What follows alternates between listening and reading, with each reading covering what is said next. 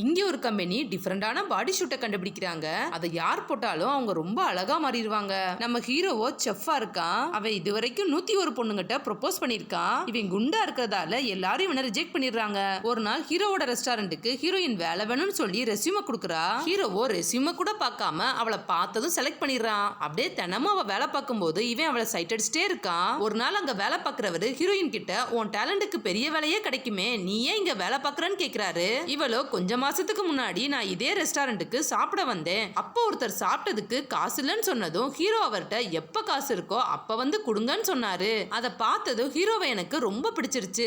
அவருக்காக தான் இங்க வேலை பார்க்க வந்தேன்னு சொல்றா. கொஞ்ச நாள் கழிச்சு ஹீரோ அவகிட்ட உன்னை பிடிச்சிருக்குன்னு சொல்றான். இவ எதனால என்ன லவ் பண்ணீங்கன்னு கேட்க இவனோ நீ ரொம்ப அழகா இருக்க அதான் லவ் பண்ணேன்னு சொல்லிடுறான். இதை கேட்டது இவ கோபமாகிட்டு என் அழகை பார்த்து தான் லவ் பண்ணீங்களான்னு திட்டிட்டு இனி வேலைக்கு வரமாட்டேன்னு சொல்லிட்டு போயிடுறா. இதனால இவன் ரொம்ப மனசுடைஞ்சு சோகமா இருக்கான். அப்போ ஒருத்தர் வந்து எங்கிட்ட உள்ள பாடி சூட்டை போட்டுக்கிட்டா நீங்க ரொம்ப அழகா மாறுவீங்கன்னு சொல்றாரு. இவனும் சரின்னு சொல்லிட்டு அவங்க கம்பெனிக்கு போறான். அங்க பலூன் மாதிரி இருக்கிற ஒரு பாடி சூட்டை காட்டுறாங்க. அதை போட்டது இவன் உடம்பே சுருங்கி ஒல்லியா அழகா மாறிடுறான். அப்புறம் இதை ரொம்ப நேரம் போடக்கூடாது, இதுல சுடுதண்ணியும் படக்கூடாதுன்னு சொல்றாங்க. இவனும் சரின்னு சொல்லிட்டு அந்த பாடி சூட்டை வாங்கிட்டு அதை போட்டுக்கிட்டே பஸ்ல வர்றான். அங்க இவன் அழகா பார்த்ததும் எல்லாருமே இவனை சைட் அடிக்கிறாங்க.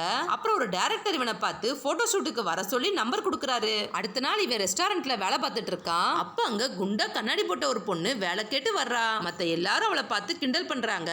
ஹீரோ தான் அவங்க எல்லாரையுமே ஸ்டாப் பண்ணிட்டு அவளுக்கு வேலை கொடுத்துறான். அப்படியே கொஞ்ச நாள் கழிச்சு கண்ணாடி போட்ட பொண்ணு நல்ல வேலை பார்த்து இவன் கூடயும் ஃப்ரெண்ட் ஆகுறா. இவனுக்கு கிஃப்ட் எல்லாம் வாங்கி கொடுத்து அவன் கஷ்டப்படுற நேரம் அவனுக்கு மோட்டிவேட் பண்ணி பாசமா பழகுறா. ஹீரோ அந்த பாடி ஷூட்டை போட்டுட்டு அட்வர்டைஸ்மெண்ட்ல நடிச்சு ஃபேமஸ் ஆகுறான். அப்படியே ஹீரோயின்ட்ட போய் பேச அவளுக்கு இவன் யாருனே தெரியாததால இவனை கண்டுக்காம போயிடுறா. அப்போ ஒரு நாள் இவன் நடிச்சிட்டு இருக்கும்போது சூடான காஃபி இவன் மேல கொட்டிடுது. இதனால இவன் முகம் கொஞ்சம் கொஞ்சமா பழைய மாதிரி மாறுது. இவன் எப்படியோ அங்க இருந்து தப்பிச்சு அந்த கம்பெனிக்கு போய் வேற பாடி ஷூட் வேணும்னு கேக்குறான். அவங்களோ ஒரு தடவை போட்டா கலட்டவே முடியாத பாடி ஷூட் தான் இருக்குன்னு சொல்ல இவனும் அதை வாங்கிட்டு ஃபேஷன் ஷோக்கு போறான். அதே நேரம் கண்ணாடி போட்ட பொண்ணுக்கு ஆக்சிடென்ட் ஆச்சுன்னு கால் வருது. இதை கேட்டதும் இவன் சோகமாகி அவளை பத்தி நினைச்சுக்கிட்டே இருக்கான். அப்பதான் அவனுக்கு நம்ம உண்மையிலே கண்ணாடி போட்ட பொண்ணை தான் லவ் பண்றோம்னு தெரியுது. இவன் அந்த ஷோவை விட்டுட்டு வேமா அவளை பார்க்க போறான். போகும்போது அந்த பாடி ஷூட்டை கலட்டலாம்னு எவ்வளவோ ட்ரை பண்றான். பட் அது வரவே இல்ல. இதனால இவன் கத்திய வச்சு வெட்டி எப்படியோ அதை கழட்டிடுறான். வேமா கண்ணாடி போட்ட பொண்ணை பார்க்க போறான். பார்த்தா அவளுக்கு எதுவுமே ஆகல.